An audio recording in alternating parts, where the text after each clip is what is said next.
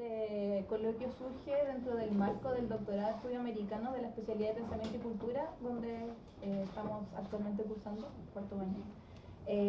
Y por lo mismo, las temáticas abordadas en el coloquio son en torno a nuestras investigaciones y también a partir del trabajo que hemos ido haciendo gracias a las profesoras con las que hemos trabajado.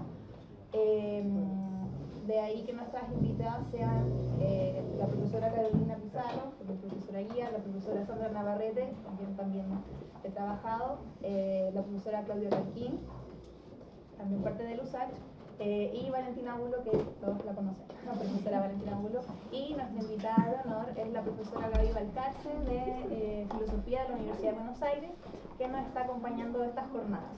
Les doy el paso a Claudia para que les salude y empecemos este conversatorio. Como dijo acá Consuelo Díaz,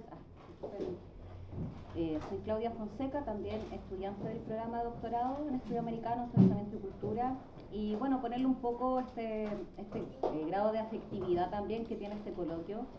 Esta fue una reunión entre amigues, compañeros, gente de que se respeta sus proyectos de investigación, en el cual un día nos miramos y dijimos, hagamos algo, ¿sabes qué? Hagamos algo con lo que estamos investigando, quizá invitemos, por ahí se surgió la idea de hacer un coloquio.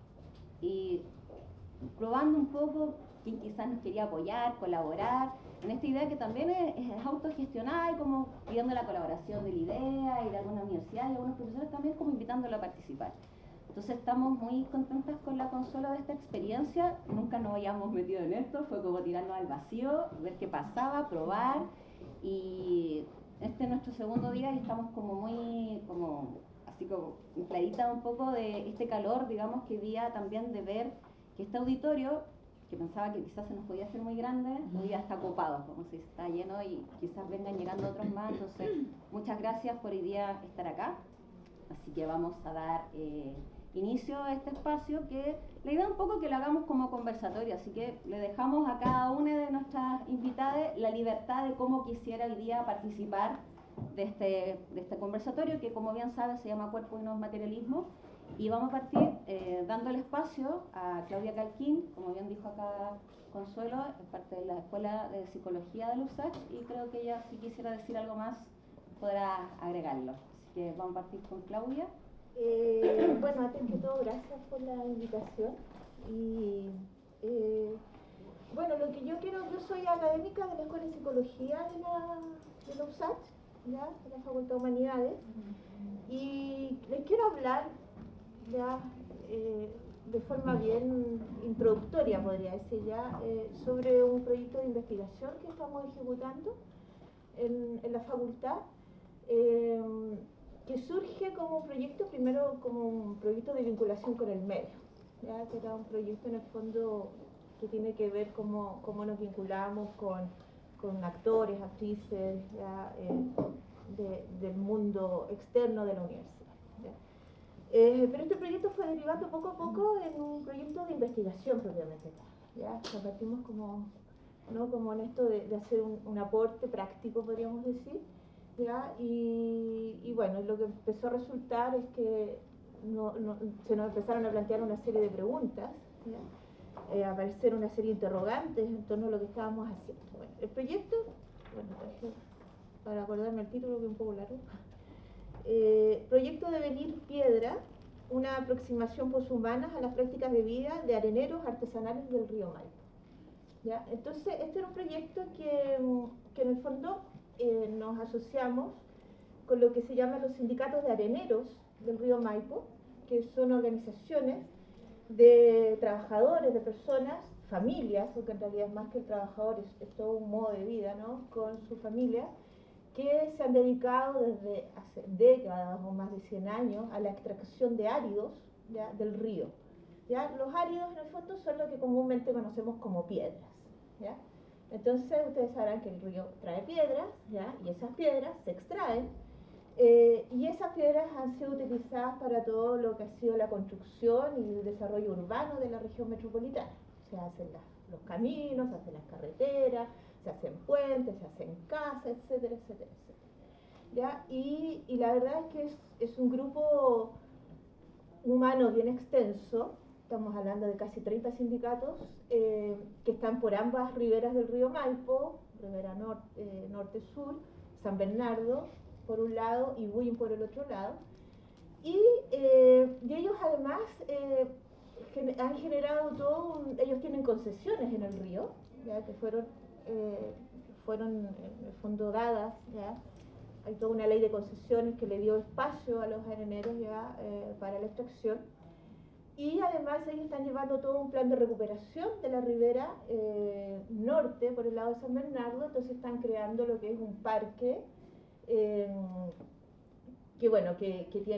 crearon una sede, tienen una corporación, ya han hecho todo un plan como digo, de recuperación en términos de que la extracción de áridos, si bien tiene un origen artesanal que todavía se mantiene con estos areneros, a partir de los 90 estas concesiones ya dejaron de ser artesanales y se le empezó a dar a la gran industria del árido.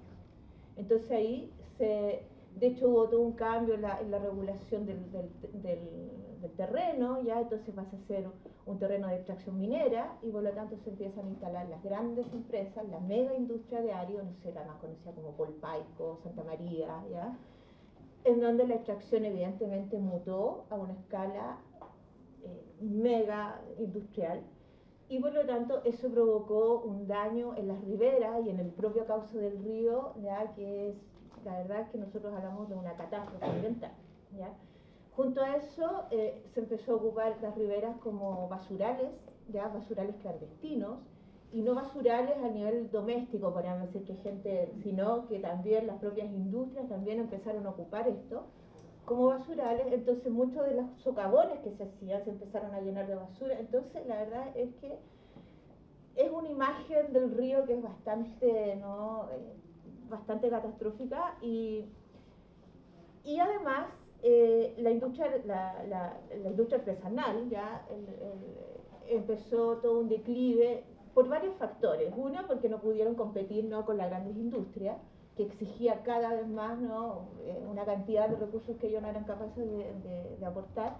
Y por otro lado también un cambio cultural que se da porque efectivamente esta es un oficio que se transmite generacionalmente y cada vez más los jóvenes, los hijos de areneros, hijos de hijas, ya no les interesa seguir con la extracción, con el oficio, entonces se dedican a otras cosas, entonces ya no queda quien transmitir esto. Entonces estos grupos cada vez más ya han ido cambiando en términos generacionales, son la mayoría adultos mayores, ya hay pocos jóvenes, entonces en el fondo la actividad está en el fondo un declive bien fuerte.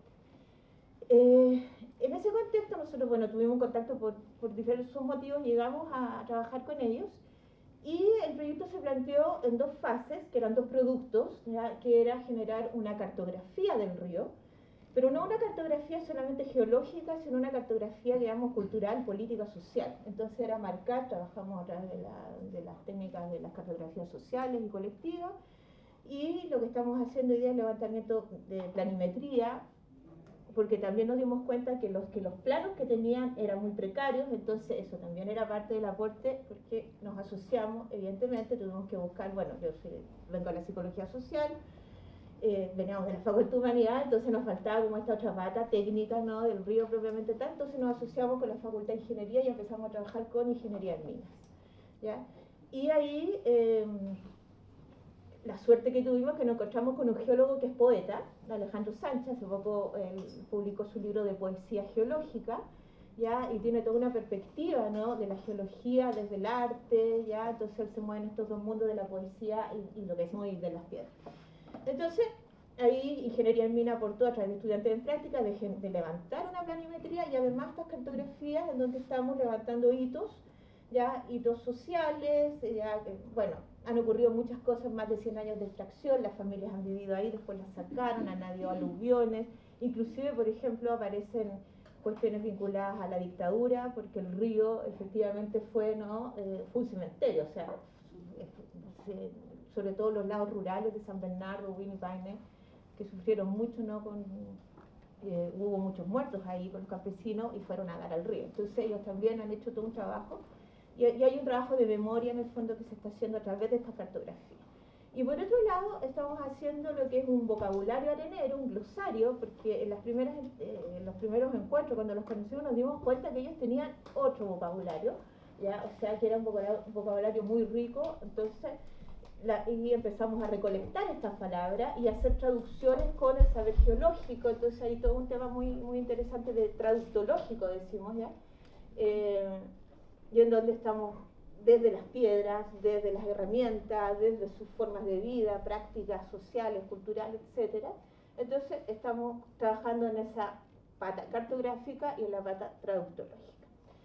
Bueno, al principio la metodología era muy clásica, ¿ya? Porque yo nunca había trabajado con areneros ni nada por el estilo. Fuimos al río y nos dimos cuenta que los areneros no podían estar más de 10 minutos así sentados en un taller conversando.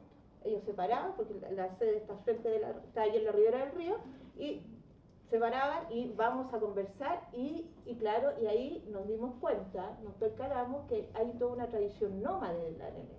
El arenero camina por el río, busca la veta, que se llama, ¿ya? Y ahí trabaja, y así se va moviendo.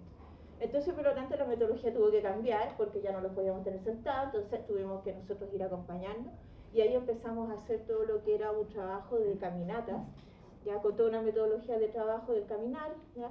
Y levantando datos ya etnográficos, podríamos decir, toda una etnografía caminante, que también llamamos, ya, de estar entrevistando, estar con ellos, ya, y ahí estuvimos muchas horas de caminata, porque además los areneros, espectacular esto que son adultos mayores, pero se mueven en el río de una forma, entonces 4 horas, 5 horas caminando, y ellos no sé, ¿ya? Y tuvimos todo un acompañamiento. Entonces, nos cambió el objeto, nos cambió la metodología, ya fue todo un encuentro muy, muy interesante, ¿no? Y ahí empezamos a trabajar, bueno, qué pasaba con estas piedras, ya, cómo ellos se movían con estas piedras, cómo significaban las piedras, el caminar mismo. Entonces, y ahí empezamos a trabajar con lo lítico, ¿ya? Que la piedra era más que un recurso, porque para nosotros, no sé cómo decirlo, modernos, ¿ya? La piedra es un simple recurso, pero para ellos significaba, constituía un modo de vida, ¿ya? Y bueno, de ahí empezamos a indagar, nos encontramos con las ecologías líticas, con las ontologías líticas, ya con todo un campo de estudio desde la geología, la geografía, que se vinculaba con las ciencias sociales, en donde el objeto de estudio es la piedra misma. Y empezamos a indagar en el fondo qué relación y qué práctica de vida se daba en torno a la piedra. ¿Ya? Lo primero que descubrimos que las prácticas areneras eran prácticas de conocimiento. Entonces yo quiero leerles una viñeta etnográfica, ¿ya? De un trabajador. Entonces él dice: uno tiraba una piedra, tenía un sonido distinto a otros lugares, y ahí había una veta, y uno lo empezaba a descubrir, ¿ya? Entonces era una práctica de tirar la piedra, y ahí escuchaban y se encontraban que ahí sí podían sacar piedra. Entonces ya es un ejemplo de todas las prácticas de conocimiento, podríamos decir, que fuimos descubriendo, y en donde era muy interesante porque ya no era solo la relación con el río, sino que era una relación, y hablamos de una interfase entre arenero, piedra y río, ¿ya? Y cómo en el fondo aparecía todo un elemento de articulación ahí en torno a los sonidos.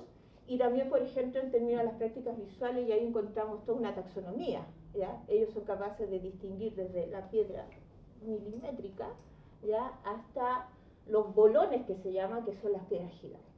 Y cada una de esas piedras tiene un uso, ¿ya? Tiene una representación también. Entonces, por lo menos ahí ya teníamos prácticas, insisto, de conocimiento en torno a cómo organizar las piedras, cómo descubrir las piedras, cómo trabajar las piedras. Y bueno, entonces ahí empezamos en el fondo a indagar sobre esta materialidad, ¿ya? Además pensando que la roca, la piedra, es como el representante de lo material por excelencia, podríamos decir, ¿no? Que es más material que una piedra, ¿ya? Como denso, duro, no sé, como que tenía todas esas características. Y efectivamente, ahí lo que fuimos encontrando, ¿ya? Era esta idea del humano, porque habíamos partido con una perspectiva poshumana, decía, ¿ya? Relaciones, ¿no? humanos, ríos, especies, otras especies, etcétera, como las discusiones clásicas del posthumanismo, ¿no? Pero nos encontramos que las piedras estaban catalogadas dentro de lo inhumano, ¿ya? Y de lo inanimado. Entonces también esa idea del humano como animado, ¿ya? Versus esas piedras inhumanas, ¿ya? Y inanimadas. Entonces, bueno, ahora, como vais cerrando también, yo creo, ¿no? Estamos como en toda esta discusión de ir armando en el fondo un modelo, podríamos decir, ya un modelo teórico, conceptual, en el fondo de cómo es esta interfaz, ¿no? Insisto, río, que también es como lo que se mueve, ya lo fluido versus estas piedras, ¿no?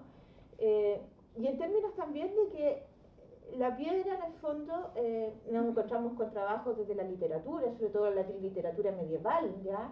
Que en el fondo tiene toda una concepción muy distinta a lo animado o no inanimado de un objeto, ¿ya? Ahí descubrimos, bueno, que para un pensamiento premoderno, podríamos decir, las piedras son animadas, ¿ya? En cambio, para la modernidad las piedras son inanimadas. Entonces, ahí empiezan a aparecer una serie de dicotomías, ¿no? De como líneas de reflexión, ¿ya? En torno a esta idea de lo inhumano y también como subvirtiendo también, como un gesto queer también. De hecho nos encontramos con literatura queer en relación a la piedra y lo queer, porque también esto de lo inhumano, ¿ya?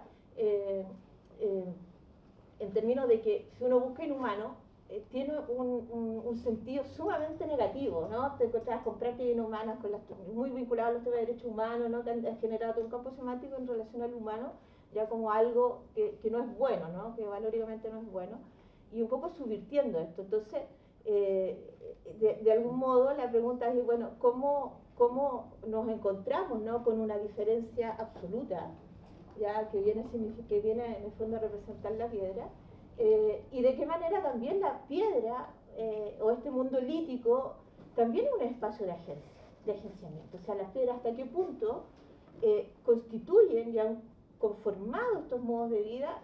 Bueno, y ahí uno empieza ya a indagar en literatura desde alturas de Machu Picchu, ya poesía, etcétera, etcétera, ¿no? Desde este lugar central que puede tener la piedra en la conformación de un modo de vida, ¿ya? Pero que va más allá, insisto, de utilizarlo como un mero recurso que ha sido nuestra perspectiva, ¿ya? Entonces ubicarlo, ¿no? En un plano de simetría, diríamos, ya en términos de también de agencia. Así que eso. Gracias, Claudia. Espacio acá a Gaby. ¿Vos tienes 15 minutos? No me corras. Te voy a poner ahí. ¿Qué tal? ¿Cómo están? Muchas gracias por estar acá. Es un placer para mí estar acá. Voy a estar un poco hablando de la tercera parte de mi libro que acaba de ser publicado, así que hay quienes ya lo leyeron increíblemente. Bueno, voy a hablar de un poco como de ciertos aportes de la deconstrucción a lo que tiene que ver con la cuestión del materialismo y en ese sentido con la noción de prótesis. La noción de prótesis ha sido de gran importancia para Derrida en su deconstrucción de la metafísica de la presencia en favor de la solicitud que antecede como radicalmente otro, pero también como un ello de construye. En diferentes épocas y libros es posible encontrar más de una prótesis, en cada caso diferentes, pero todas ellas indicando una cierta problematización del estatuto de la materia en la historia de la filosofía. En la férrea distinción de la tradición moderno-cartesiana entre res cogitans y res extensa, se cifra uno de los recrudecimientos contra toda perspectiva empirista o materialista. Por cierto, la cuestión de la materia no ha sido sumariamente abordada, solo de manera idealizante, como ya se advierte en la formulación cartesiana de la última meditación metafísica, así como en otros lugares donde reaparece la pregunta por la existencia del mundo y se indica el modo de aproximación epistemológico acertado, es decir, de tipo formal. Quizás por eso hoy la pregunta por los nuevos materialismos sea una de las que más tiembla en el debate poshumano. Lo que aparecía al comienzo, en la primera meditación, lo que estaba nublando la vista o presentaba el riesgo del engaño, allí donde Descartes exigía una certeza, de eso poco queda hacia el final del texto. Ese mundo sentido que nubla la vista se corresponde para la filosofía con lo derivado, la copia, lo desviado por imperfecto o no adecuado respecto del ideal. Los cuerpos, las mujeres, los animales, las piedras, las máquinas y otras alteridades que hacen peligrar la estabilidad de los conceptos. Sin duda puede decirse de forma provisoria que es aquello que ha quedado siempre por fuera, de manera epistemológica y ontológica, confinado a la pura pasividad, a la carencia de forma, como lo inhumano o lo no humano. Frente al abordaje idealizante al servicio de una universalidad presunta o necesaria, lo no humano trae la pregunta por la materia, por lo contingente que no encaja en los umbrales de la normalidad humana. En el prefacio de Cuerpos que importan, Butler expresa su interés acerca de la materialidad de los cuerpos, indicando que estos portan un movimiento fronterizo, de modo que analizar la temática de los cuerpos constituye un saqueo del logos. Contra las posturas constructivistas y humanistas que sostienen la separación entre cuerpo y mente, naturaleza y cultura, y que en algunos casos radicales refutan la realidad de los cuerpos, la autora propone un retorno a la noción de materia como proceso de materialización, dice, que se estabiliza a través del tiempo para producir el efecto de frontera, de permanencia y de superficie. Y cito, no estoy muy cómoda con esto, voy a ir tirando anteojos. Ni en latín ni en griego, dice Butler, la materia o ile, es una positividad o un referente simple o en bruto. Tampoco es una superficie o una pizarra en blanco que espera una significación externa. Siempre es algo, en cierta medida, temporalizado. La temporalidad es esencial a este proceso como repetición que siempre torna diferente aquello que se repite, ¿no? La iteración. Las fronteras se tornan permeables y divergentes de sus formas previas, corriendo los límites de la forma y la composición de los ensambles en juego una y otra vez. Se espectralizan. Como ha sido señalado, la corporalidad del otro siempre ha sido un locus interpelante. Al respecto, Butler señala que esta dislocación de la materia puede entenderse como una manera de abrir nuevas posibilidades de hacer que los cuerpos importen de otro modo. A través de una corporalidad heterogénea a la idea de cuerpo propio, fenomenológico, la noción derridiana de espectralidad destroza la horizonticidad expectante del sujeto y pone en vista de todes la contingencia del sentido. La corporalidad prostética del espectro oficia de cuerpo de modo no permanente como suplemento. Si bien la noción de prótesis aparece en los textos de Derridiano mucho menos que la de suplemento, que es central en sus obras tempranas, aquí parecen por momentos ser intercambiables. Lo que es seguro es que cuando Derrida habla de prótesis, lo hace en consonancia con lo que en otros textos refiere al suplemento. La prótesis opera en la indecibilidad y responde a la lógica del peligroso suplemento, ese otro nombre de la diferencia que añade y sustituye a un mismo tiempo, haciendo pasar una cosa por otra, haciendo implosionar configuraciones de sentido de la tradición filosófico, metafísico, aristocrática, allí donde la cuestión de la materia, de lesotres, ha sido entendido como un momento derivado, degradado a todo nivel, ¿no? Ontológico, epistemológico y todas las enumeraciones que podemos hacer. Esta idea de reemplazo del suplemento suele asociarse a la carencia o a la precariedad. Sin embargo, creo que aquí la precariedad ocupa el rol de la contingencia antes que el de la falta, frente a una presunta o soñada perfección. Esta marca de contingencia desbarata el binarismo entre naturaleza y prótesis, entre lo original y lo derivado. Como señala Paul B. Preciado en torno a la cuestión del dildo, y retomando esta cuestión del suplemento, dice, su plasticidad carnal desestabiliza la distinción entre lo imitado y el imitador, entre la verdad y el referente, entre la naturaleza y el artificio. En ese sentido, la prótesis no es una nueva naturaleza, es una tecnología de inscripción. Preciado aborda la cuestión del género como prótesis, indicando que este no es simplemente performativo, es decir, un efecto de las prácticas culturales lingüístico-discursivas, es ante todo prostético, es decir, puramente construido y al mismo tiempo enteramente orgánico. Esta interrupción o irrupción puede hallarse también en el espectro, que constituye un modo de materialidad, como decía antes, específico y quizás radical. La espectralidad agrega una dimensión heterogénea a cualquier consideración de la espiritualidad o de la idealidad aislada, a partir de su devenir carne suplementario. El cuerpo del espectro, lejos de presentarse como una pura presencia, desafía los modos fenomenológicos del darse. Para el relato moderno, la prótesis ocupa el lugar del mero reemplazo, estar en lugar de otra cosa, poner el cuerpo, la materia, en reemplazo de otra cosa.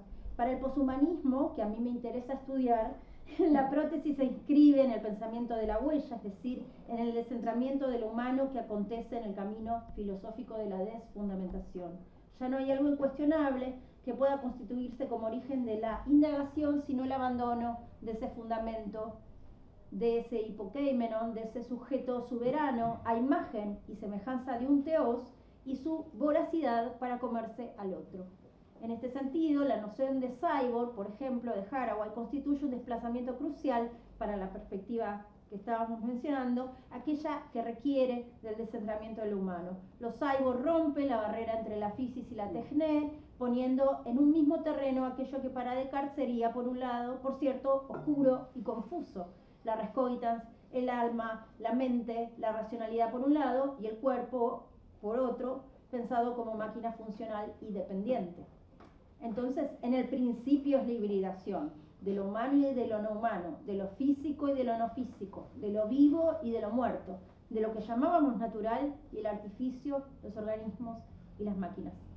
El cyborg constituye un cuestionamiento político de los marcos ontoepistemológicos que la modernidad ha delimitado, cuestionando la idea de individuo, además, como unidad de análisis o posible ontología. Y vincula también los estudios en tecnología con las ciencias sociales o las humanidades, con la política, con el feminismo, con el socialismo, con la facticidad, con las preguntas del presente y el descontento de la revolución industrial que ha sufrido el siglo XXI. Frente a la mirada escéptica, simplemente desencantada o apocalíptica, pero también para quienes aún confían en un tecnofix, ¿no? La tecnología nos va a salvar, iremos a Marte quizás. Haraway abre las puertas de una ontología ficcional, no fundacionista, simpoética, multiespecie, de simetrización ontológica y, como le diría Marisol de la Cadena, pluriversal, cosmopolítica, ¿no? Puede decirse entonces que en cierto modo espectralidad y cyborg parecen encontrar lugares de solapamiento. En primer lugar, frente a la espectralidad como desestabilización, permeabilidad y porosidad de los umbrales, Haraway señala que los cyborgs son, cito, extrañas criaturas fronterizas que han ocupado un lugar desestabilizador de las narrativas biológicas, tecnológicas y evolucionistas occidentales. En segundo lugar, la hibridez del cyborg puede pensarse como de manera cercana a la problematización del suplemento que mencionaba previamente y la prótesis del espectro, entendido ya no como instancias metafísicas de mera derivación o elementos separables y complementarios a un original, sino como aquello que se suma de modo indistinguible y complejiza e imposibilita la unidad simple. Las fronteras se desdibujan, se trascienden, se transgreden para favorecer un pensamiento de la subjetividad desde la contaminación de lo otro, no individual, simbiótica y simpoética. Así como el espectro constituye la desestabilización de las fronteras entre la vida y la muerte y otras tantas, el cyborg constituye la desestabilización de las fronteras específicas entre máquina y organismo, fracturando las tradiciones de la ciencia y la política occidentales, que, como señala Haraway, han sido de guerra fronteriza. No hay un origen de la naturaleza ni una naturaleza como origen o destino. Solo prótesis contingentes que ofician de facticidad, conectan y se ensamblan de manera heterogénea y desobediente. El suplemento no es separable de un sustrato previo, al modo de la divisoria clásica aristotélica entre accidente y sustancia. La vida y la máquina copulan en los cyborg, deconstruyendo la simplicidad, identidad y unicidad soberana del sujeto. Vale destacar en este sentido el carácter, como dije antes, simbiótico y simpoético, el necesario reajuste de escalas que esto implica, el paso de lo individual a lo plural y simbiótico, que renueva la pregunta por la agencia y las ilusorias ideas acertadas de todo lo que no es humano. Para la mirada moderna, solo el hombre actúa. Para este poshumanismo, la agentividad siempre es plural, intraespecie e interseccional. Decime cuánto me queda. 3 minutos. Dale. En el cuestionamiento sobre el estatuto de lo material, esa, como dice Bennett idea de la materia como algo pasivo, rudo, bruto e inerte, la filosofía derridiana abre las puertas a perspectivas no idealistas que continúan en las escrituras de pensadoras poshumanes. Ya no nos referimos a la materialidad a través de la res extensa, justamente los cuerpos tienen que ser reconsiderados a la luz de la contingencia. Y quizás la espectralidad sea en este punto uno de los indicios más interesantes para acompañar esa apertura hacia una corporalidad paradójica y finita, no estabilizable como el concepto, siempre furtiva, como el advenimiento del otro, como suplemento intrusivo, prostético, que me recuerda en este mismo momento las palabras de Nancy en ocasión de la experiencia de la prótesis, en su caso, de la experiencia de recibir un trasplante de corazón. Cito a Nancy, al intruso: recibir al extranjero también debe ser, por cierto, experimentar su intuición. La del trasplante, por la cual, dicen así, mi corazón se convertía en mi extranjero, justamente extranjero porque estaba dentro.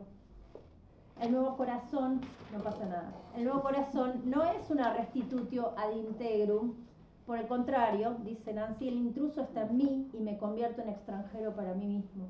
La materia entonces como prótesis es la llave de acceso a una concepción de la corporalidad y de lo viviente diferente a la confinada por las barreras epistemológicas del humanismo en sus diversas vertientes que operan a través de una lógica de la mismidad y de todo sacrificio de lo que no sea eso mismo, es decir, sacrificio de lo otro. Y es en el cuestionamiento acerca de la materia, a su vez, donde cabe preguntarse por este estatuto de lo viviente en general, de los vivientes no humanos, desde una perspectiva anticartesiana, así como también desde una perspectiva antinaturalista y antihumanista, a la luz de otros modos de ser con otros. La hospitalidad, en este sentido, de lo poshumano implica romper el marco autorreferencial humanista que pretende incluso establecer los modos de alteridad, cuáles son y en qué difieren, intentando reconducir cualquier diferencia a una oposición en el modo de la dialéctica. En cuanto a la necesidad de pensar desde el prisma de lo poshumano, modos de vivir de insurgencia, de alteración y de otras formas no hegemónicas de vivir juntos, podemos tomar a Derrida como un antecedente. Frente al abordaje idealizante, al servicio de una universalidad presunta o necesaria, lo no humano entonces, como decía antes, trae la pregunta por la materia, por lo contingente y por lo tanto no encaja en los umbrales de la normalidad humana. Muchas gracias. Vamos a dejar a nuestra querida Valentina Bulo. Bien, tengo un texto, Clau me avisa, porque capaz que no alcanzo a terminar, pero prefiero... Te aviso cuando te quedan 5 Exacto, números. y ahí me adelanto. Es un texto que es un poco provocador, el título sobre todo se llama Comunismo Cósmico. Comunismo cósmico. Quiero proponer una línea de análisis que de modo provisorio podría denominarse comunismo cósmico.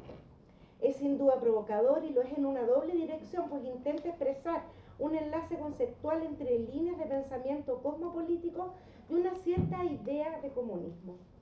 Por una parte, entonces, se busca politizar de un modo más explícitamente posicionado a una cosmopolítica que a veces se diluye en su toma de posición, y por otra parte se busca también retomar el concepto de comunismo para ampliarlo de un modo tal que en él quepan no solo los humanos. El calificativo de cósmico, sin embargo, no es muy feliz, justamente porque pareciera que lo que se amplía de la noción de comunismo es su totalidad, pero no sé bien cómo calificar ese espacio o esa condición de posibilidad material a la vez con la amplitud de una no exclusión radical y a la vez con ese cierre, esa clausura que da una conjunción determinada de singulares. Además, la expresión comunismo cósmico parece una contradicción en el término, porque mientras la idea de comunismo apunta en términos generales a una superación de la desigualdad en términos de distribución del trabajo, obviamente humano, lo cósmico parece sacar a lo humano de la fórmula de un todo material que poseería, si atendemos a la etimología del término, un orden seguramente preestablecido en la idea clásica de cosmos, donde su anterioridad es precisamente respecto a lo humano. Friedrich Neirath usa el término de comunismo existencial para su lectura de Jacques Nancy. Y esta propuesta, como iremos viendo, coincide en varios puntos con esta línea de trabajo. Pero aquí hay también una suerte de urgencia coyuntural, una especie de cuerpos que están reclamando su espacio. Esto fue escrito con la rabia del rechazo y que también, como ciertos sectores de izquierda, renegaron de los feminismos, renegaron de los ecologismos y como que trataron de volver a una cuestión canónica mucho más conceptual. Entonces está discutiendo un poco también desde esa contingencia. Y lo digo aquí. En Latinoamérica, desde hace ya bastantes años, las sucesivas revueltas y conformación de colectivos políticos están adoptando formas que trascienden por mucho la idea de lucha de clases en un sentido canónico, incorporándose proyectos políticos de largo alcance, de carácter anticolonial, feminista, ecologista, entre otros. Es que deben entenderse estos proyectos como un agregado a un proyecto político de izquierda. No reformula desde sus cimientos la lucha feminista en su pluralidad a la categoría de clase. No reformula desde sus cimientos la lucha anticolonial a la idea de lo nacional popular, para usar la expresión de Zabaleta Mercado. No reformula desde sus cimientos la lucha por los, comillas, cuidados de la naturaleza a la idea de habitar un espacio en común.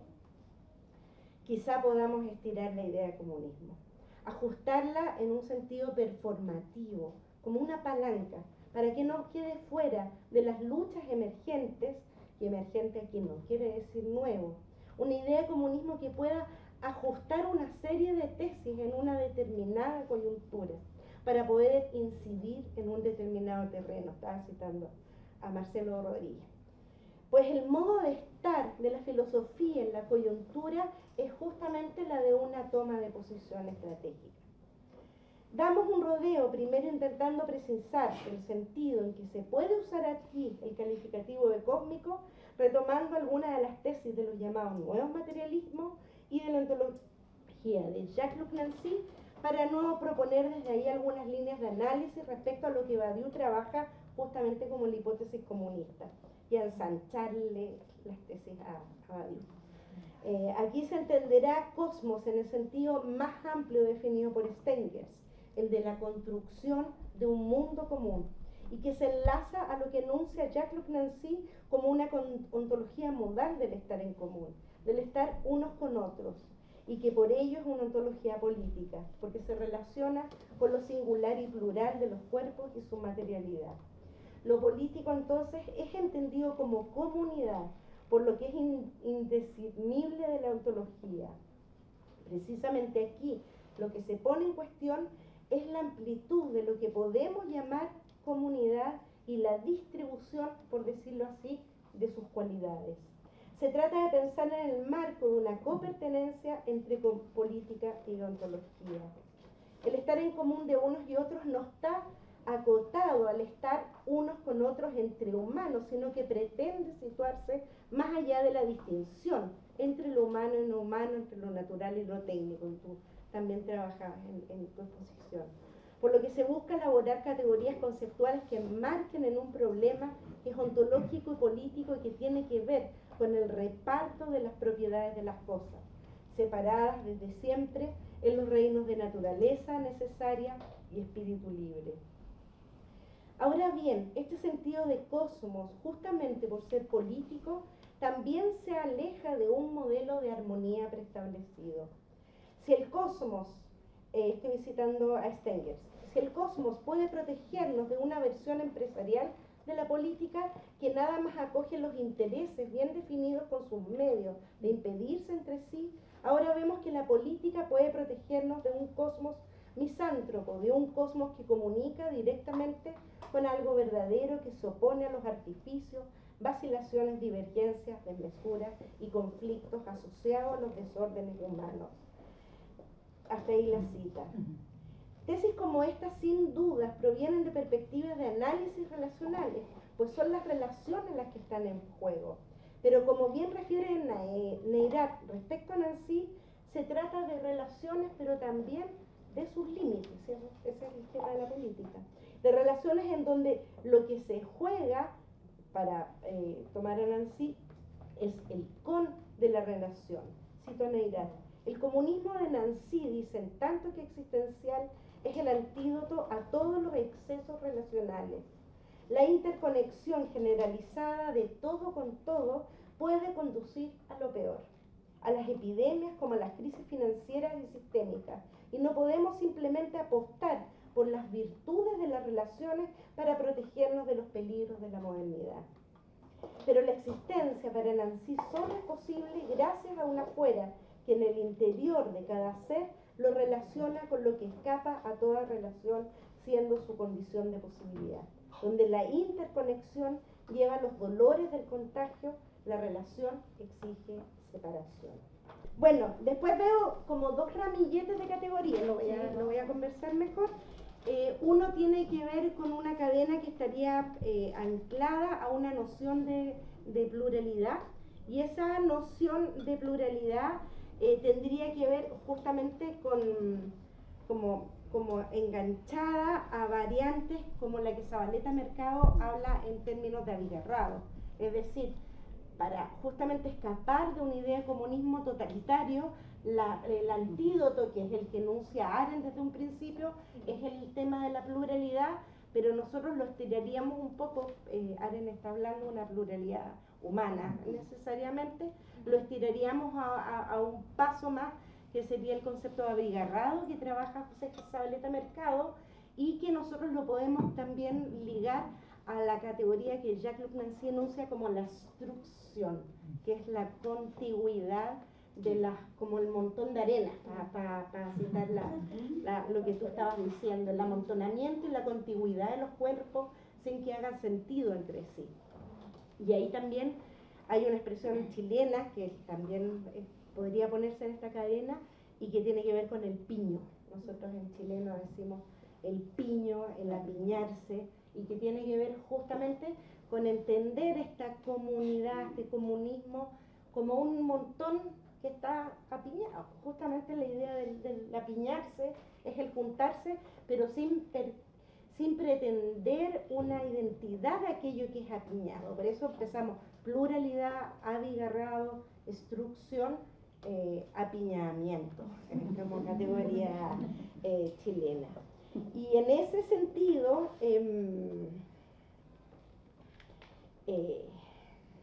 quería ver si leía alguna...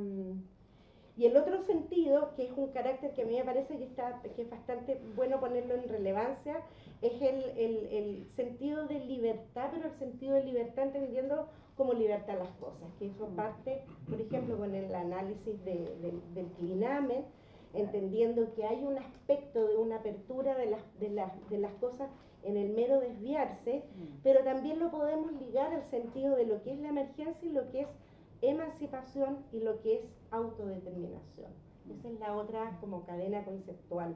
Libertad en un sentido, por lo menos, de abrir de posibilidades, de desvío de un curso determinado. Emergencia en el sentido de Roig, de Arturo Roig, que él está trabajando en el sentido de la prioridad de nosotros, del a priori antropológico, y el sentido de autodeterminación pensando en nuestras comunidades locales. En Argentina no hay mapuche, así que voy a hablar dijo no sé qué autoridad, que no había mapuche, lo que ella estoy haciendo, racismo, sí, por eso lo que estaba poniendo en su dirección.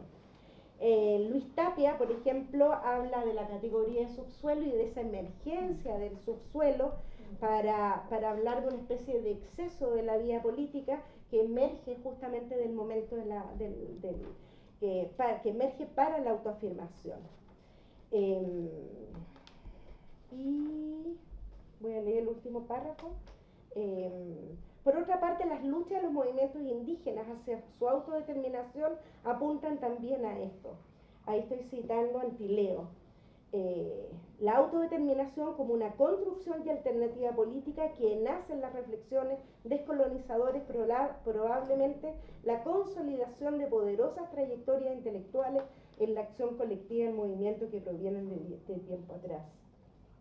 La categoría de emancipación también se ha emancipado, intentando ser pensada más allá de lo puramente humano. De hecho, Holbrook trabaja esta propuesta teórica parafraseando el famoso texto de Spivak, titulando su texto ¿Puede hablar la cosa? Es un texto más o menos conocido, donde estudia una línea de investigación en autores que proponen una ontología diferente de las personas y las cosas, precipitando una redefinición de sus propiedades. Esta estrategia alberga la esperanza como tal, y hay que añadir inmediatamente la condición de que la cosa ya no es, tras su reconstitución ontológica, lo que conocíamos habitualmente. Dando hipotéticamente, y me quedan 3 líneas, la razón a la tesis de Badiou sobre la hipótesis comunista, que establece que es practicable una organización colectiva diferente que elimine la desigualdad en la distribución de la riqueza, estoy citando a Badiou, e incluso la división del trabajo, es quizás momento de ensancharla desde nuestros presentes. Gracias, Vale. Seguimos con ¿Paso yo? ¿O el profesor. la profesora María Carolina? ¿Cuál de las dos?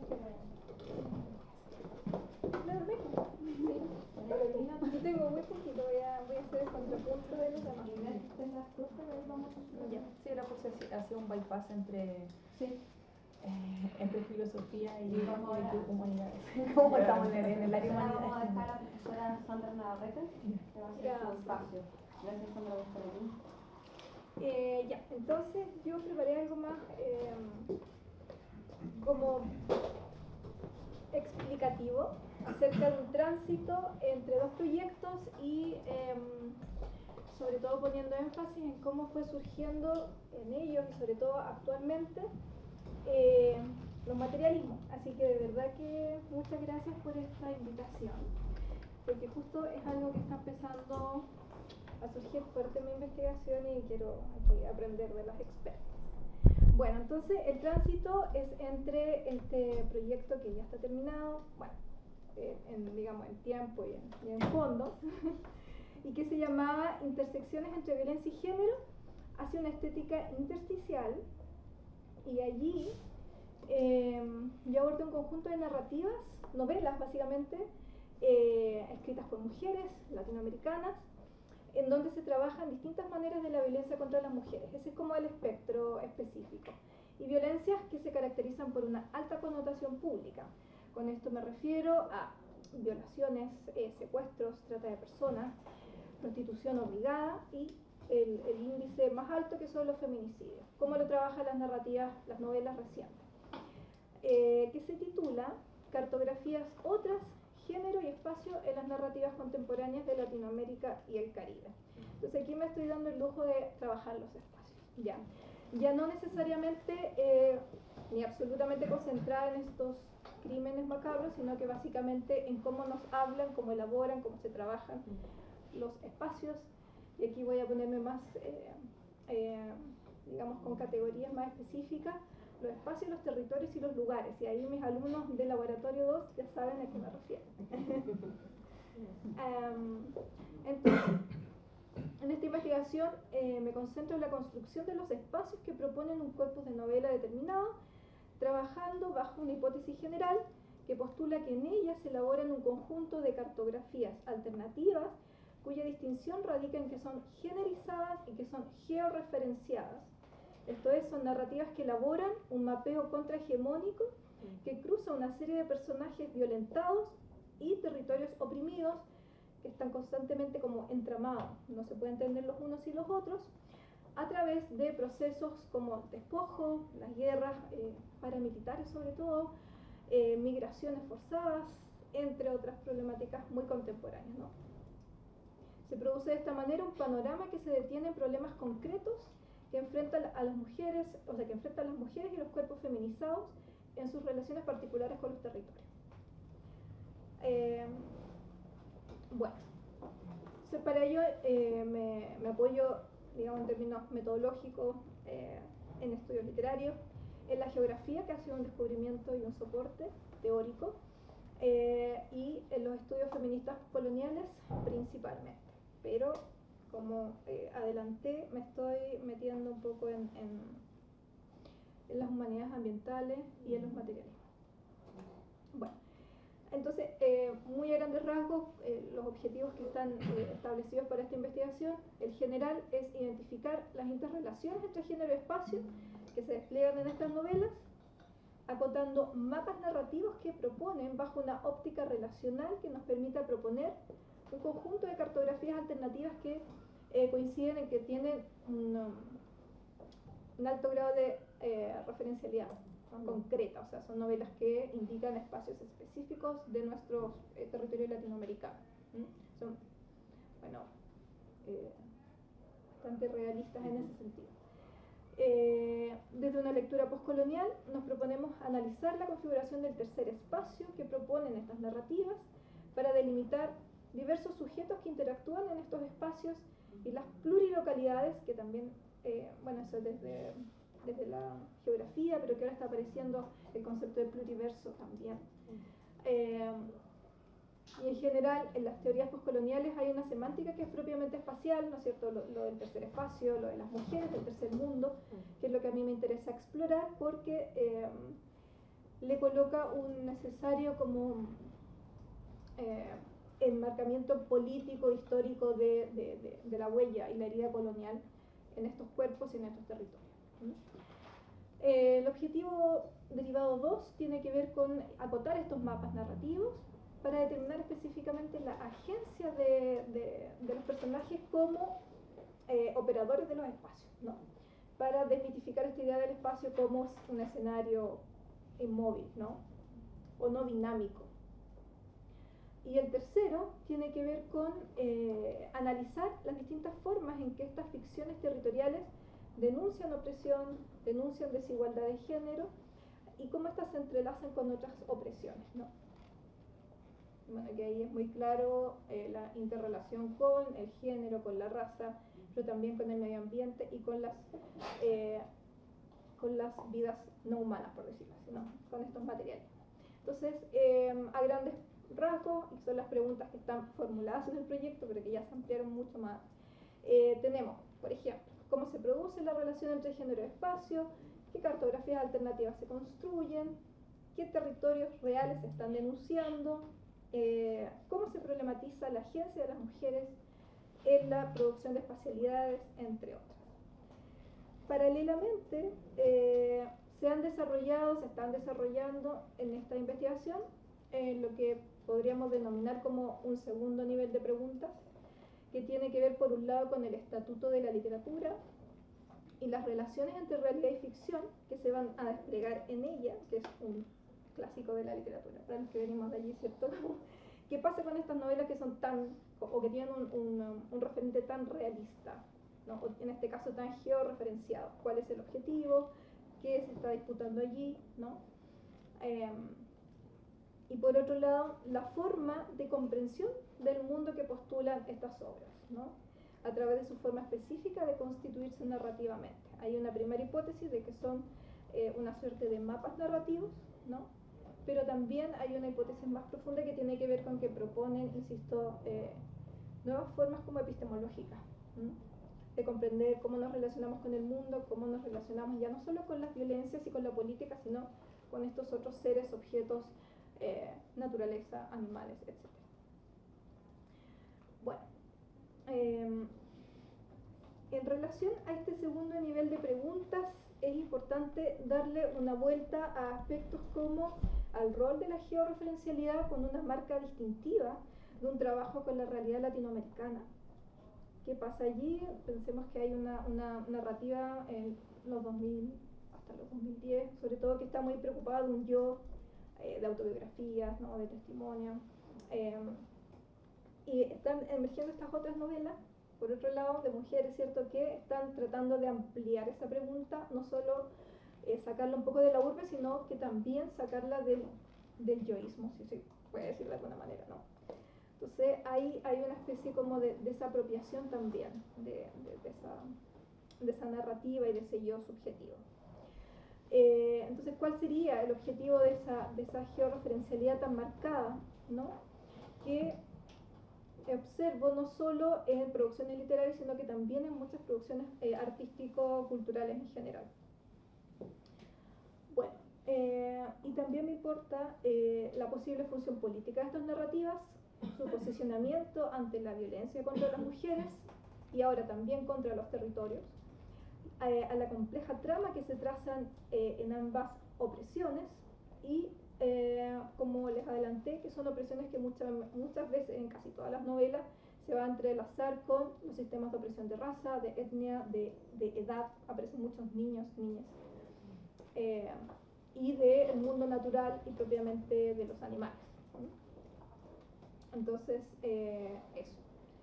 Reconocer entonces esta función política de estas novelas implica también reconocer y valorar una interpelación extranarrativa de la ficción, que me parece que nunca está de más darle su lugar, ¿no?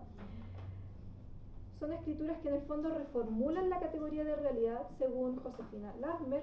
Ella nos dice, esta autora nos dice, cuando explica la categoría de literaturas posautónomas, cito, estas escrituras no admiten lecturas literarias. Esto quiere decir que no se sabe, o más bien no importa, ¿cierto?, si no son o son literatura, y tampoco se sabe o no importa si son realidad o ficción. Se instalan localmente y en una realidad cotidiana para fabricar presente, y ese es precisamente su sentido. Estamos de acuerdo con Ladmer en este último aspecto, en tanto estas obras y su trabajo de la espacialidad, los territorios y los lugares permiten un acercamiento inmediato del lector a una, o sea, que genera una especie de simultaneidad, ¿no? Interpelan a que esta crisis que se está narrando en estas novelas es coexistente a nosotros, ¿no? Y eso lo encuentro profundamente importante como efecto literario y político. Y eso lo permite una profundización en el nivel espacial, ¿no? La teoría del espacio nos dice que si bien la cultura occidental siempre ha estado muy concentrada en el eje temporal consecutivo de la historia, el eje espacial lo que te permite es ver lo que está a tu lado inmediatamente, ¿no? Entonces eso me parece que también es un gran aporte de estas narrativas.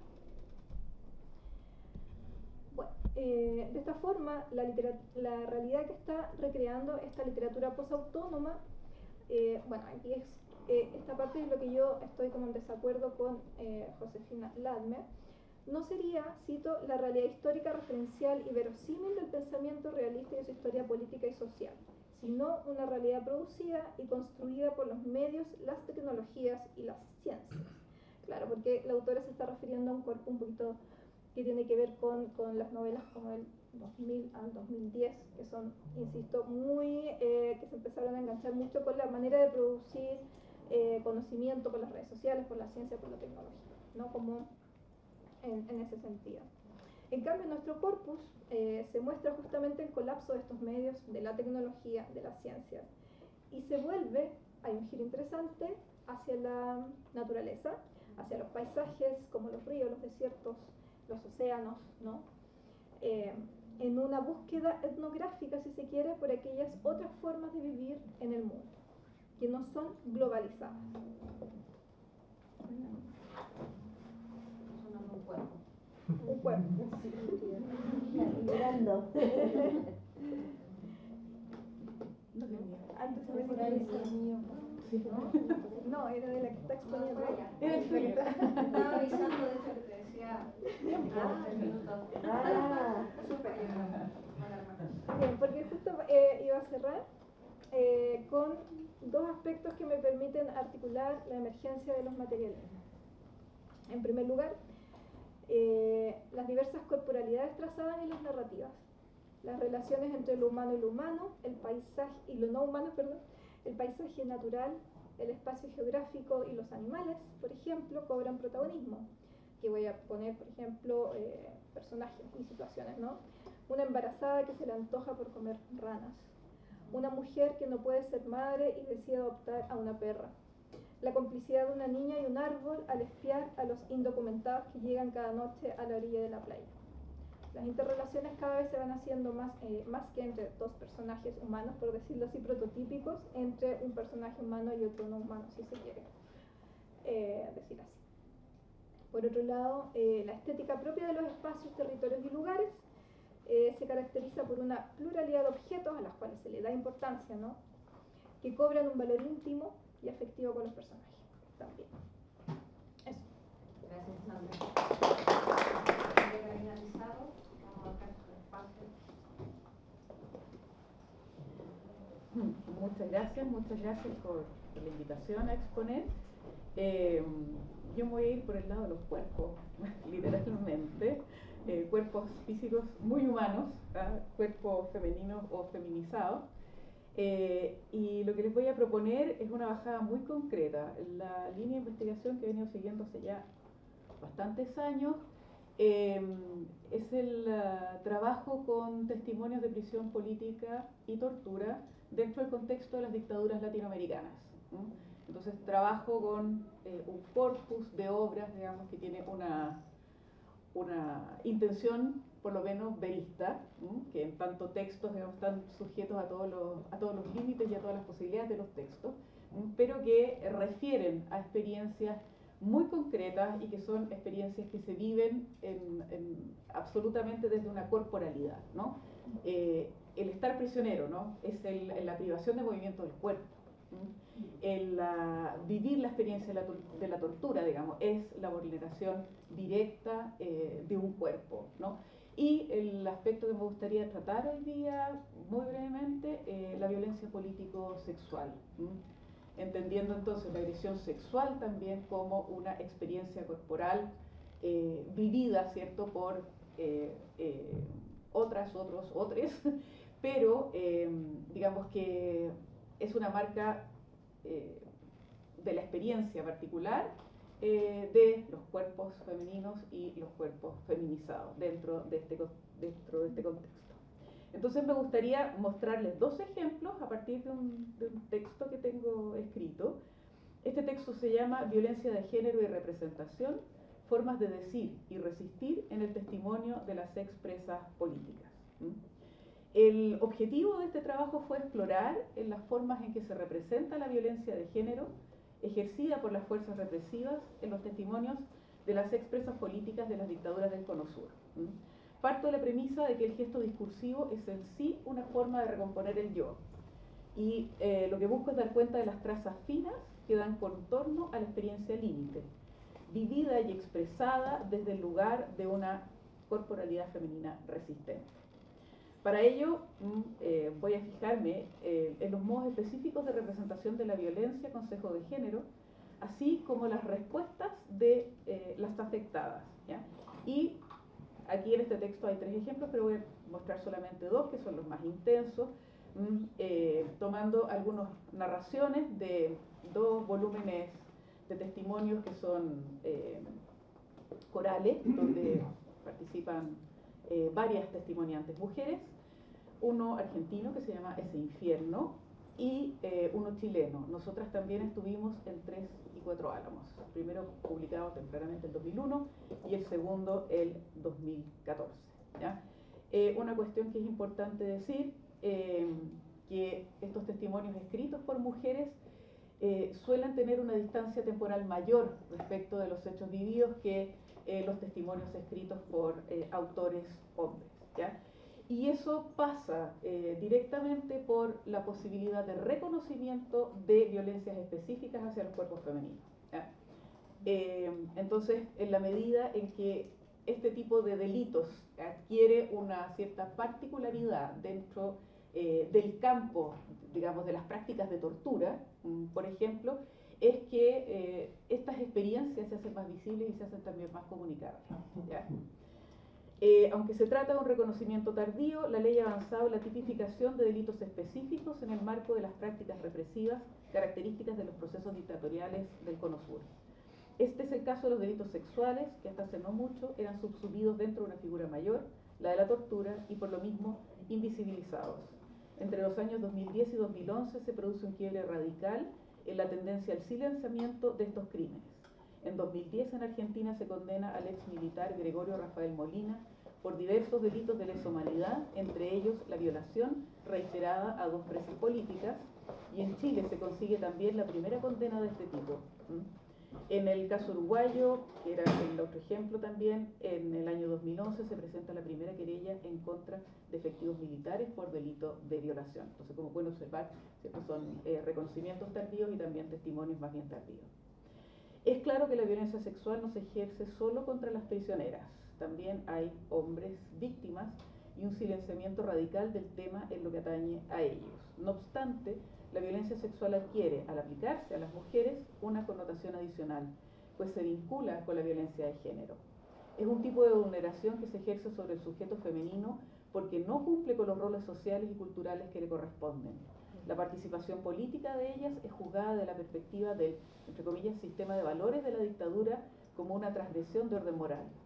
Como señala acertadamente Bernardita Llanos, el discurso represivo, que se caracteriza por ser masculinista y ultraconservador, la cito a ello, recicla el significante prostituta para condenar moralmente a la militante, frenar y finalmente erradicar la emancipación e identidad política que ha asumido. Dentro de este esquema, la tortura física y psicológica, con alta connotación sexual, es el instrumento punitivo de una ideología patriarcal representada y ejercida por los efectivos policiales y militares. A propósito, Elizabeth Yelling puntualiza: todos los informes existentes sobre la tortura indican que el cuerpo femenino siempre fue un objeto especial para los torturadores.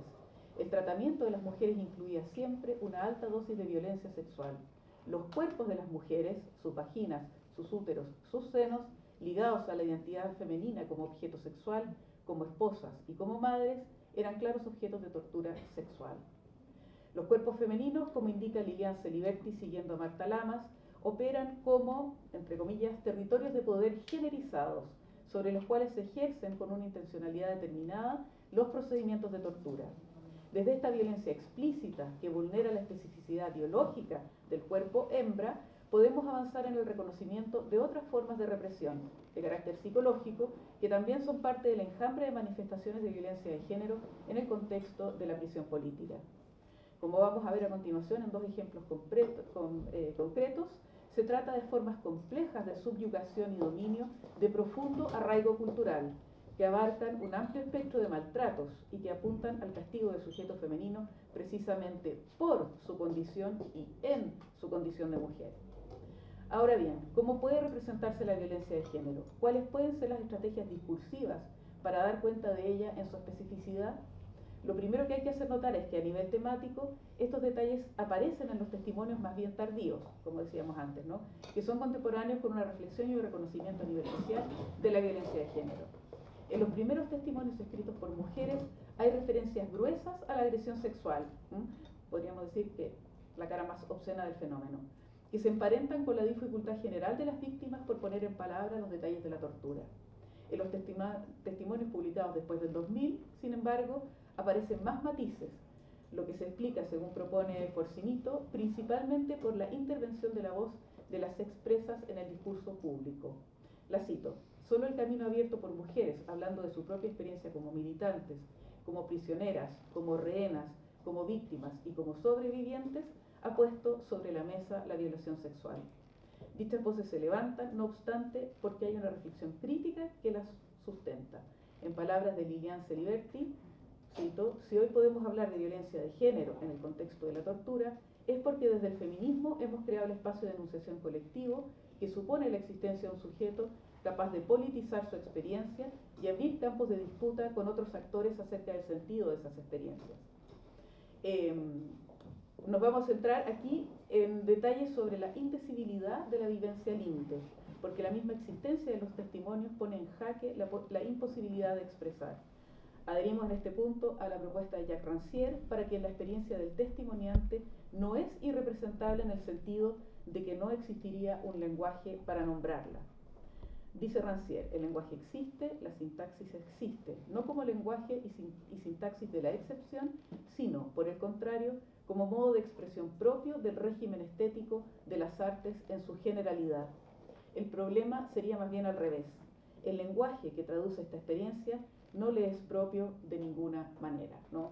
El testimonio expresa, dice, lo que pasa es que no tiene una lengua propia. Ese sería el matiz. De allí que los testimonios operen con alta frecuencia formas expresivas prestadas que los y las testimoniantes suelen incluir en sus relatos con el fin de hacerlos transmisibles. Lo que es importante constatar es que, más allá de la multiplicidad de recursos expresivos de los que puede servirse el relato testimonial, la representación de cualquier tipo de violencia es problemática, y más aún si hay una dimensión ética de por medio. Sostendremos que las testimoniantes, no solo tienen la capacidad de poner en palabras sus experiencias, sino que son capaces de formular, a través de distintas estrategias formales, nuevos rasgos de la represión política asociados a su misma condición de mujeres. En este punto adherimos plenamente a las palabras de Barbara Sutton. Por un lado, estas voces femeninas se refieren a situaciones que iluminan el modo en que las desigualdades e ideologías de género se entrelazan con el terrorismo de Estado en el interior y hacia afuera de los centros de detención. Por otro lado, las historias militantes de muchas de estas mujeres y su devenir en testigos que denuncian la represión estatal desestabilizan construcciones de la política como ámbito estrictamente masculino y desafían aquellas voces, representaciones y representaciones sociales que tienden a constituir a las mujeres como meros cuerpos desprovistos de voz. Dentro de este marco, el campo testimonial femenino se revela como un campo con sello específico.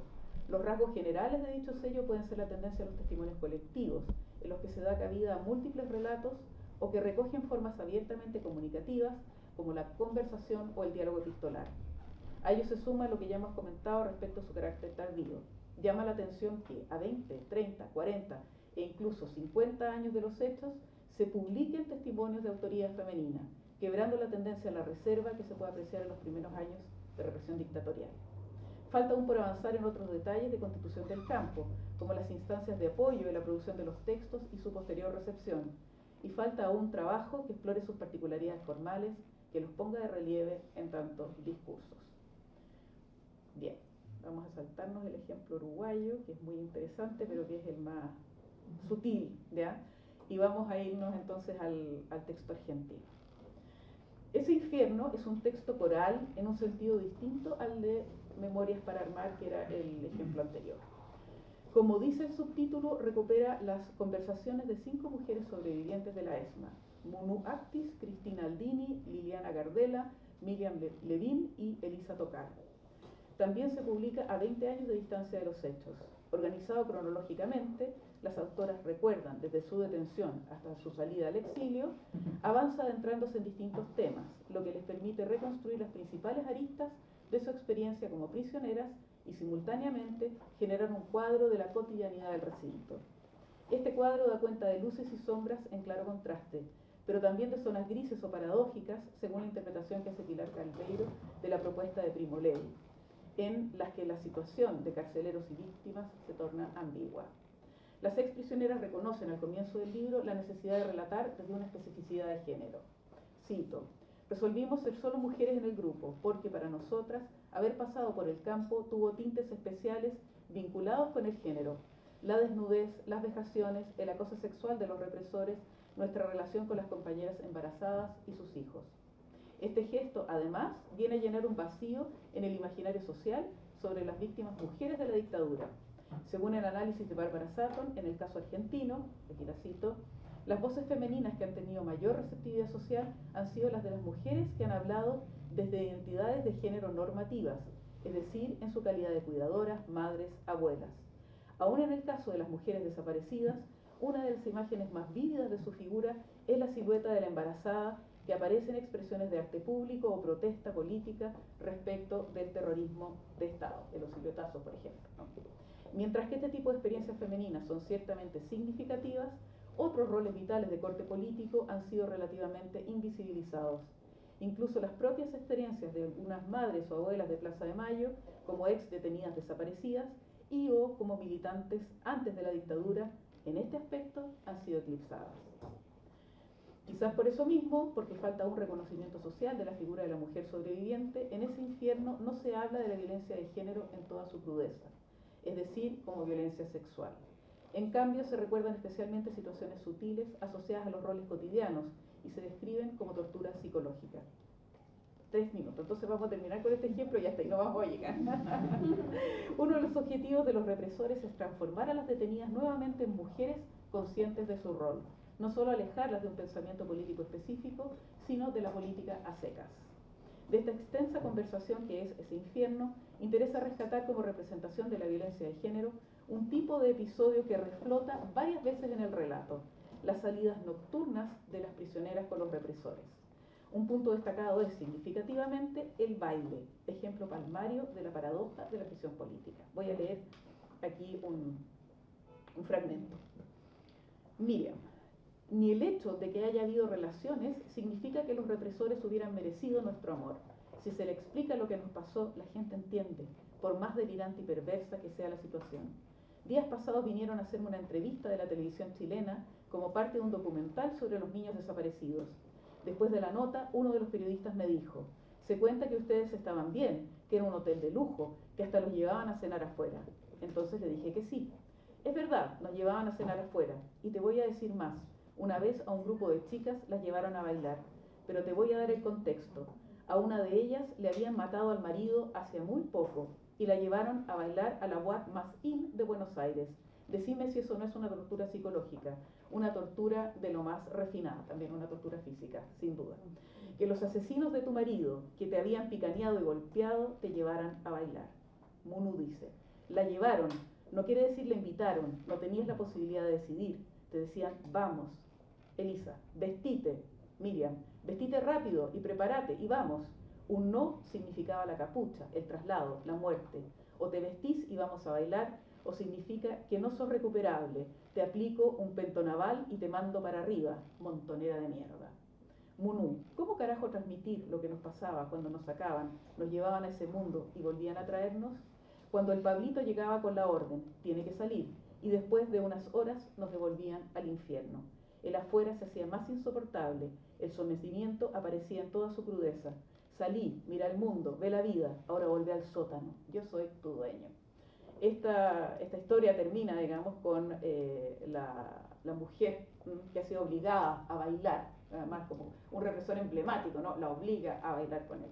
Esta mujer siente un asco terrible, se va al baño, tiene náuseas, llora, pero después vuelve y baila con el sujeto, pero en una inversión de roles, ¿no? Ahora el bailado es él y la bailante es ella, por decirlo de alguna manera. Entonces el mismo acto de tortura se cambia de signo y ella resiste a través de su cuerpo. Y en varios otros ejemplos que también están en este texto, se analiza, digamos, la misma figura, ¿no? Son cuerpos vulnerados, pero también son cuerpos resistentes. Eso. Muchas gracias.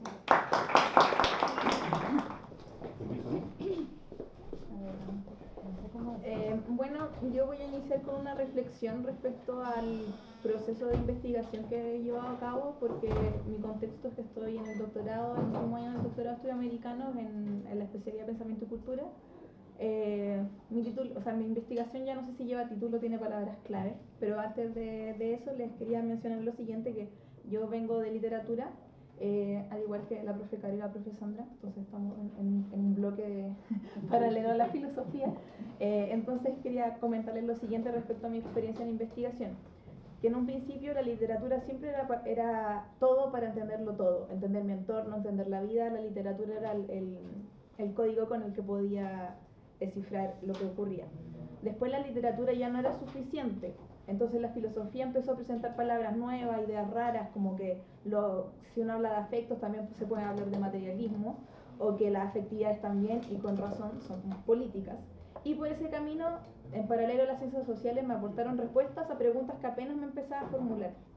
Entonces, con eso, este año, entre la vorágine de todas las interdisciplinas y sus herramientas, y particularmente estas últimas semanas, siempre pienso mucho en un poema de Jorge Tellier que dice: tal vez nunca debiera haber dejado el país de los techos de zinc y cercos de maderas.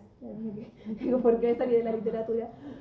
Pero después, justo ahora, después miro a mi alrededor y digo, bueno, pero entre materialismo y afectos y cuerpo y testimonio sí se pueden construir caminos. Y ya estoy en así que voy a tener que terminar. Entonces, por lo mismo, de momento no tengo un título, una vez lo tuve, pero ahora mis palabras claves son soportes testimoniales, justicia epistémica, mujeres trans y en pregunta transfeminismos, porque entre ires y venires de la política chilena los ismos los tengo en espera. Con esta introducción les comento que les voy a explicar a grandes rasgos dos partes que estoy haciendo en la investigación de la tesis. La primera parte, que está un poco más acabada, por lo tanto va a sonar mucho más estupenda que lo último, Es también algo que voy a publicar durante el segundo semestre en una revista Simbiótica, que es una revista brasileña, que va a ser un apartado de estudios LGBTQ+. Y en este contexto mi artículo es Injusticia epistémica, un concepto clave para abordar la memoria trans, el caso de la dictadura y postdictadura en Chile. Esta idea de hablar de memoria trans en dictadura surge precisamente de los estudios de magíster sobre testimonio de presión política de mujeres en dictadura, y llegó un momento en que era claro, hay testimonios de hombres, hay testimonios de mujeres, y ahí cerramos la página en ese binarismo, ¿o qué pasa? ¿Qué pasa ahí? Y esa fue la pregunta que me impulsó a lo siguiente. Entonces, a partir de eso les comento, las experiencias de vida de las comunidades de disidencias sexogenéricas han sido silenciadas de manera histórica. Ante este panorama, un dispositivo clave para desarticular dichas omisiones es su testimonio. En este caso, yo realizo un análisis crítico del discurso del testimonio de Silvia Parada, que enuncia sus vivencias como mujer trans durante la dictadura de Pinochet, enfatizando en cómo las demandas políticas que encarnan la memoria trans han logrado interpelar directamente al Estado y sus instituciones. Ahora, gracias al concepto de injusticia epistémica propuesto por Miranda Fricker, es posible reflexionar respecto a violencias estructurales desde una perspectiva que nos entrega las herramientas necesarias para atender y abordar con sensibilidad testimonial las urgencias de la población LGBTIQA+. Esta propuesta busca ahondar en la autoconstrucción agéntica de estas protagonistas, identificar sus demandas políticas y las respuestas que han recibido. Asimismo, bueno, no les voy a leer el final porque todavía no tiene. A partir de esta idea, entonces, las preguntas más importantes con las que estoy trabajando es: ¿qué herramientas conceptuales debemos utilizar para leer testimonios de personas y particularmente mujeres trans? ¿Cómo estos testimonios pueden constituirse como un acto de justicia epistémica? De acuerdo a esto, mi propuesta principal es que la enunciación y validación de los testimonios de mujeres trans constituyen un acto de justicia epistémica en tanto permiten comprender experiencias que componen procesos de subjetivización y construcción de conocimiento. Para ello, los conceptos de injusticia y sensibilidad epistémica son claves para abordar y decodificar las estructuras y contenido de los testimonios trans.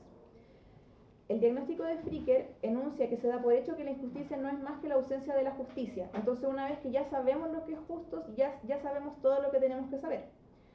Para entender este razonamiento, entonces es posible abordar la injusticia epistémica desde dos formas. Por un lado, a grandes rasgos, este concepto significa: se causa un mal a alguien en su condición específica de sujeto de conocimiento. Las llamo injusticia testimonial e injusticia hermenéutica. La injusticia testimonial se produce cuando los prejuicios llevan a un oyente a otorgar las palabras de un hablante un grado de credibilidad disminuido. La injusticia hermenéutica se produce en una fase anterior, cuando una brecha en los recursos de interpretación colectivos sitúa a alguien en una desventaja injusta en lo relativo a la comprensión de sus experiencias sociales. En el caso de la injusticia hermenéutica, entonces no habría conceptos ni conocimientos para comprender la experiencia padecida. Un ejemplo clásico es la vivencia del acoso sexual antes de que existiera el término de acoso sexual, porque era muy complicado definir y por lo tanto explicar por qué esto era perjudicial y violento para quienes lo padecían. Lo mismo pasa, por ejemplo, con la depresión posparto antes de que se creara el término de depresión posparto. Tenemos una persona llena de muchos sentimientos que no sabe dónde vienen, es mala madre, histérica, ¿qué está pasando? Aparece el concepto de depresión posparto y se hace un ancla de justicia hermenéutica. Entonces, esta justicia hermenéutica causa aún mal a alguien en su capacidad como sujeto de comprensión social, y esto se relaciona directamente con el lenguaje, pues es necesario verbalizar, crear nombres y conceptos que se correspondan con la realidad social para anunciar injusticias y transgresiones. Se trata entonces de una noción estructural que entrelaza la desigualdad social con la desigualdad epistémica. Esto se produce cuando un grupo no participa equitativamente en la producción de significados sociales debido ya sea a la marginación o invisibilización de sus experiencias o las discapacidades cognitivas que resulten de su posición de desventaja, con el resultado de que dicho grupo no pueda hacer inteligible incluso para sí mismo sus experiencias. Entonces, los estereotipos y los prejuicios que operan contra los sujetos que enuncian su experiencia producen una disfunción epistémica en el intercambio discursivo testimonial. O sea, un oyente podría devaluar la credibilidad del hablante desperdiciando su conocimiento. Y esto trae como consecuencia que el hablante sea injustamente desautorizado en su capacidad como sujeto de conocimiento. Voy a saltarme un poco a lo que es más entretenido. Bueno, el hecho de que demos por baja esta amplitud testimonial significa empobrecer la visión de mundo cada vez que un prejuicio identitario invisibiliza a un grupo social que podría ofrecer nuevas narraciones y nuevas comprensiones de mundo. Entonces, ¿qué tipo de oyentes deberíamos intentar ser en una sociedad en la que es probable que haya hablantes cuyas tentativas de dar sentido comunicativo a sus experiencias se vean injustamente obstaculizadas? ¿Qué hacemos? ¿Qué oyentes vamos a hacer? Una respuesta a esto es la idea de sensibilidad epistémica, propuesta por José Medina, y la sensibilidad testimonial, propuesta por Miranda Fricker, que tiene que ver con una escucha atenta y atención focalizada en el hablante y sus construcciones narrativas capaces de trascender la dificultad de relatar vivencias complejas, y representa una sensibilidad adecuada, entrenada para... tanto capacita al oyente para reaccionar ante la palabra de un otro con el tipo de apertura crítica que se requiere para compartir conocimiento. ¿Qué pasa con esto en la práctica? Recogiendo el camino de los testimonios de dictadura. ¿Hay memoria trans en dictadura? O sea, es una pregunta presente y sí, la hay. Sus soportes se están levantando, pero ¿y por qué no? ¿Por qué han estado omitidos por tanto tiempo? Bueno, estas omisiones que empobrecen las visiones de mundo porque invisibilizan a un grupo social que puede aportar nuevas narraciones. Un ejemplo claro con las experiencias de violencia política vividas en las dictaduras militares del Cono Sur es la dificultad de acceder a relatos públicos o publicados de disidencias sexuales que hayan vivido violencia por parte de policías y militares en dicho contexto.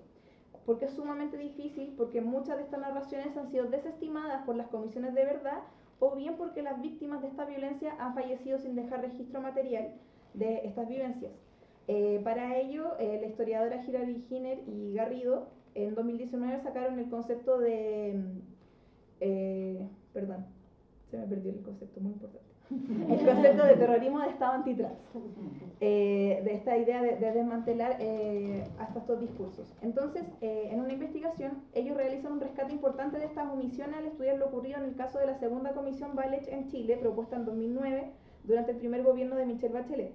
En esta instancia surgió una nueva oportunidad para obtener reconocimiento legal de la violencia padecida por la comunidad trans durante la dictadura. Sin embargo, los testimonios emitidos no fueron considerados por no tener testigos ni apoyo legal. Cito: lo que refleja el desinterés de la comisión por estas formas específicas de violencia. Asimismo, se presentó el argumento de que dichas mujeres trans, al no pertenecer a un partido y o asociación política, no podían ser consideradas como víctimas de violencia política. Además, que las circunstancias de sus detenciones respondían a que ellas estaban faltando los códigos de la moral y buenas costumbres por estar vestidas como mujeres en la vía pública. Y ahí se abre un amplio abanico porque en ese código de moral y buenas costumbres no hay, específicamente no se dice qué es la moral y qué es la buenas costumbres, entonces queda al criterio de las policías esas detenciones. Entonces esta idea de terrorismo de Estado antitrans es un dispositivo, una herramienta para leer esta situación. La idea de políticas de pertenencia, un concepto desde Argentina, para entender el cuerpo como un lugar que preserva y activa la memoria en tanto experiencia material, también es una herramienta que nos puede ayudar en esta lectura. Y por último, esto es parte de un avance que ya está terminado, que es el trabajo de un análisis testimonial de un texto de 3 mujeres trans que vivieron la represión en los 60, en la Unidad Popular, en los 80 y vuelta a la democracia. Se llama Proyecto Trasvía y está descargable en PDF en internet, de manera libre. Con todo esto, para cerrar, les quiero contar los giros que la investigación ha tenido. Ahora ya hablo de soportes testimoniales, escritos y visuales. Trabajé con un escrito, ahora me toca el visual.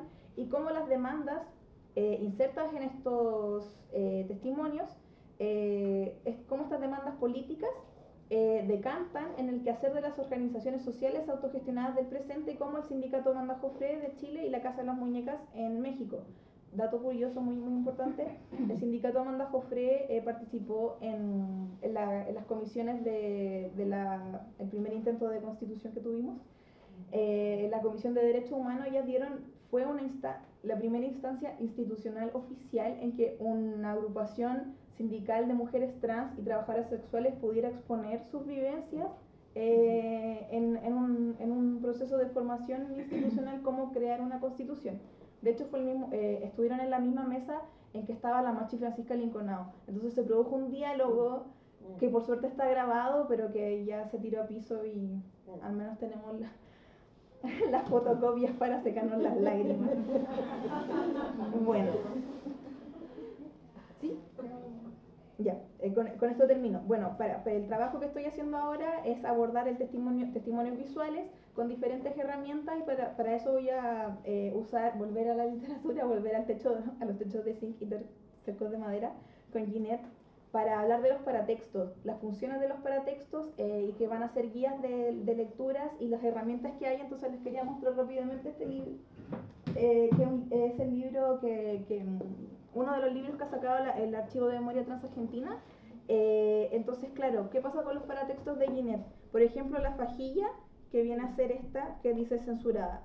Es un elemento que en un principio es para las ventas, que en algunos libros dice 1000 copias vendidas, segunda edición, etcétera, pero en este caso solo dice censurada. Y en teoría uno llega y bota las fajillas porque no aportan contenido más que a la venta, pero en este caso sí cumple un rol esencial, porque efectivamente censura la portada, porque si no se puede vender o no, a quién, cómo. Características del libro, por ejemplo, que se llama Si te viera tu madre, activismo y andanzas de Claudia Pía Baudraco. Está escrito con ruch, ya en la parte de atrás tiene estos besos. Entonces, claro, son elementos paratextuales muy importantes y que no están ahí de manera fortuita. La construcción de las páginas, porque tiene primero un soporte de entrevistas de quienes la conocieron a ella, después viene el registro visual, que también tiene una disposición particular, la presencia de cartas, postales, etcétera. Entonces, todos estos elementos, los colores, las disposiciones, todos esos elementos vienen a ser paratextos, y es lo que me interesa ahora ahondar en mi investigación. Eso, gracias. Lo afeccional, ¿por qué? Bueno, aquí remitiendo a algunas sí, y también al tema de trabajo también de acá mi profesora tutora, que en el presente es Valentina Bulo, y que en algún principio también fue Sandra Navarrete, y también antes de eso hubo una correctora anterior en el seminario, que fue la profesora María Carina. Entonces aquí tenemos un ensamble de cómo fue construyéndose este cuerpo textual que hoy día está desarrollándose como investigación, ¿ya?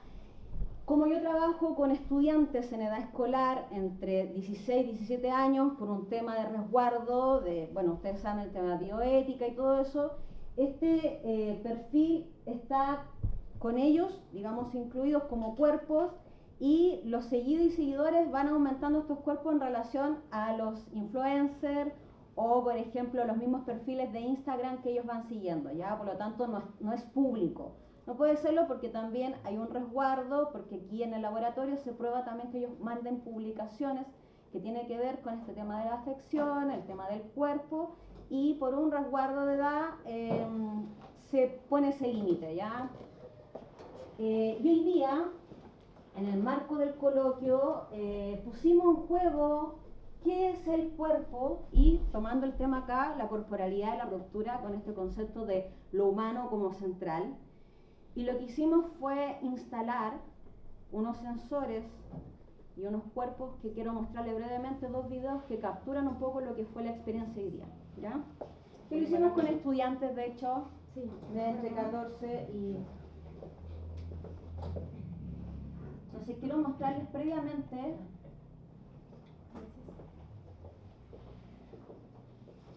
Creo que ¿será reproductor de Windows Media? No.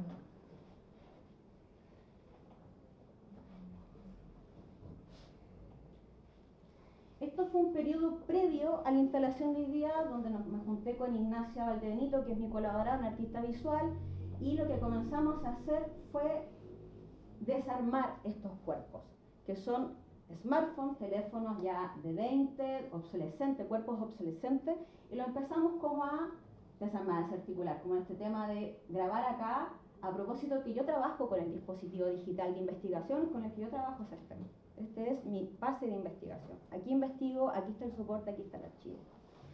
Entonces construimos esta especie de video que hoy día montamos en esta experiencia con estos estudiantes que invitamos.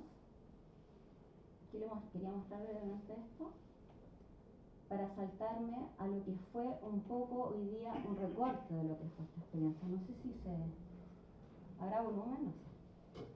Sí, parece que sí.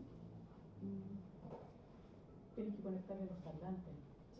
A ver, ¿alguien me podrá ayudar para que no hagamos?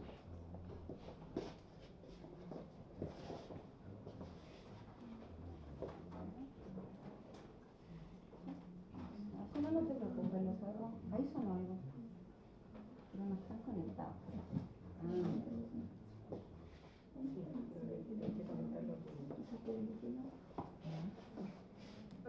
Ahí se va, ahí.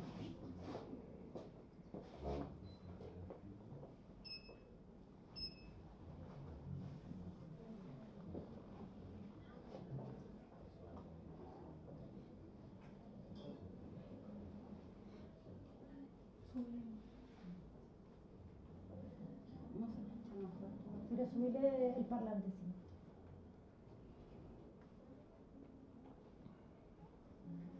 Es que lo subo, no más.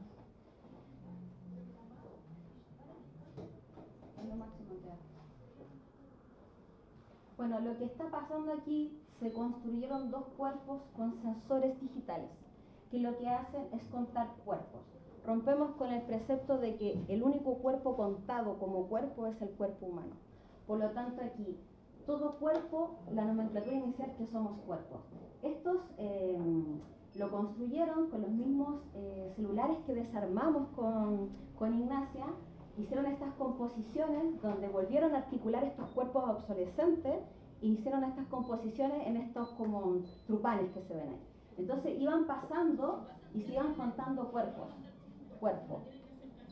Entonces estos sensores iban registrando cantidad de cuerpos y en un momento se dieron cuenta que en verdad todo era cuerpo y que ellos eran múltiples cuerpos porque pasaban una vez, dos veces, tres veces. Era el cable el problema. Ah, sí.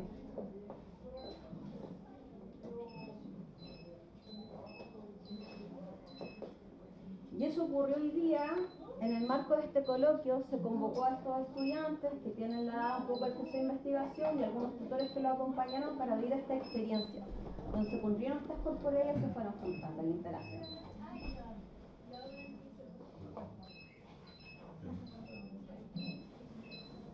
Entonces ahí después les dije, agarremos todo, todo era contado como cuerpo, ya se había roto el tema de que si esto es un objeto, o esto está vivo, esto inanimado.